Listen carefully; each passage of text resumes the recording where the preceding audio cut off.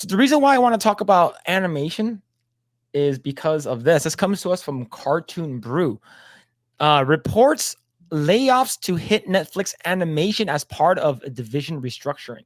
So I know some people who actually works at Netflix animation, and like the people who did Cuphead.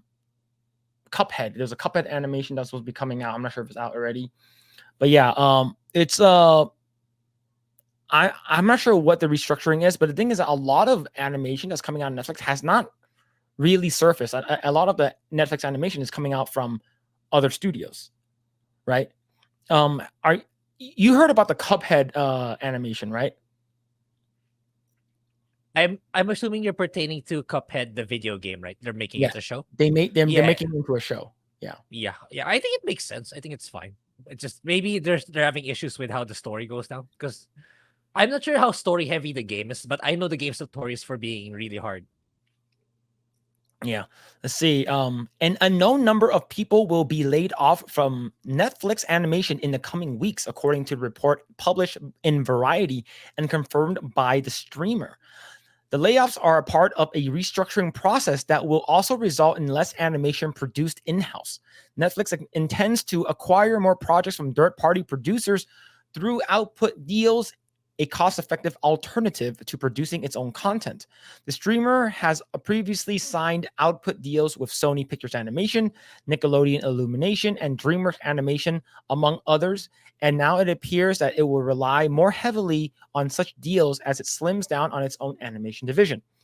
With the report in Variety also identified 2 original animated films that have been put in turnaround. The first is Escape from Beverly Hills, which hadn't been previously announced, and the second is Tunga, an African mythology film based on the Bantu-speaking Shona people of Zimbabwe.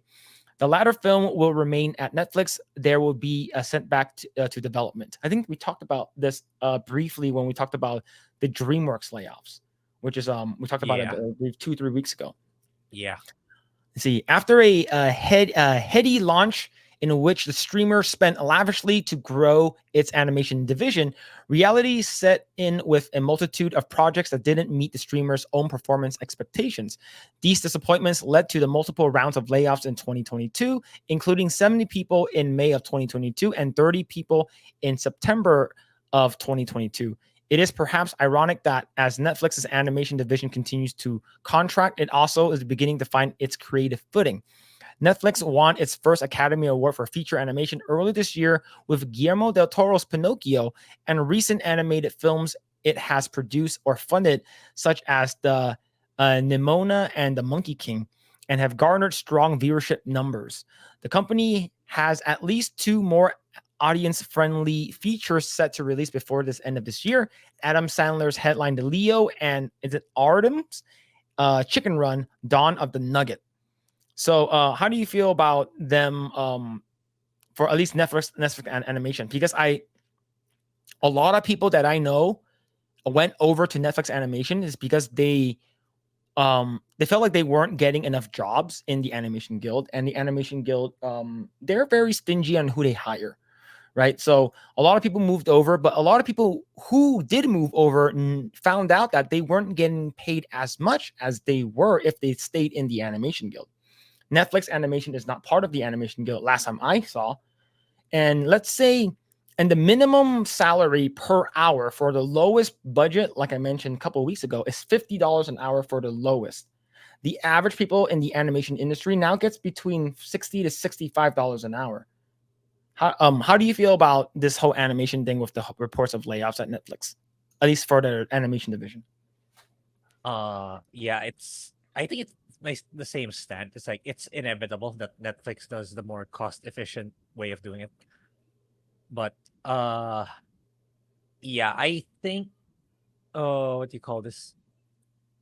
I what's his name again? The guy at Legion of Memers who said that they focus on outsourcing per depending on the IP.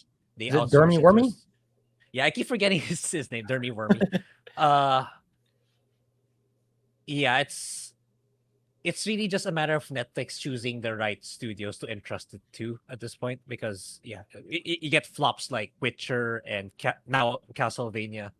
Then, but you also get wins like Wednesday and One Piece live action. So I think it's inevitable for Netflix to do it, because if the rates are that high to hire people in the animation industry, it's like you can't, as business executives or finance managers, they're gonna find ways to be able to cut costs or spend more efficiently. So I can't. It's not surprising for me that they took the outsourcing route, because like, if I can get the same talent for much less in terms of cost, why would I not do it? So that's their side of the story. But in terms of the artists themselves, I don't know. It's like like I keep saying, find a new skill for a new skill set, or if you really want to push your own, if you want to continue that animation route, then I would go as far as to say maybe start your own thing, make your own stuff. Who knows? Maybe it might take off, right? It might also do well. Then that's a different future for you.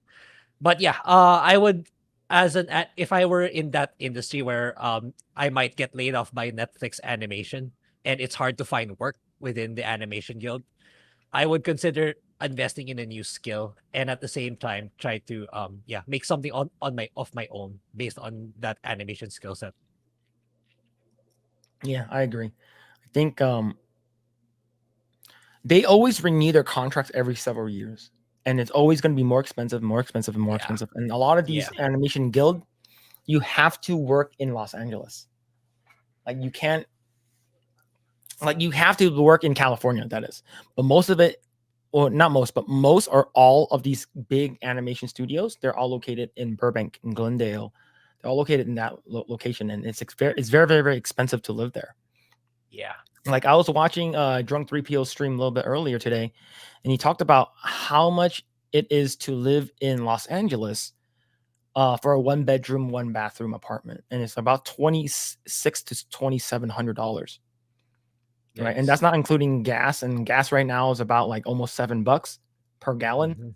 So just the cost of living is very, very expensive, and it's Yeah. only going to get more and more the further we go, right? Prices aren't going to come down. And when's the last time you heard, a McDouble at McDonald's back in the day used to cost $1. Now it's $2.50. If inflation goes away, if all of that economy gets better, is McDonald's going to lower their cost of the hamburgers? Hell no, they're going to keep it the same, Mhm. right?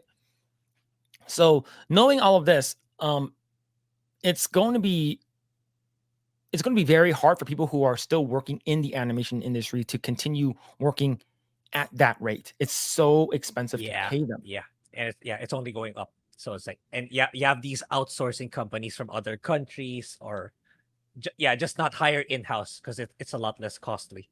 So you Yep. can't really blame the business decisions, because like, everything's going higher.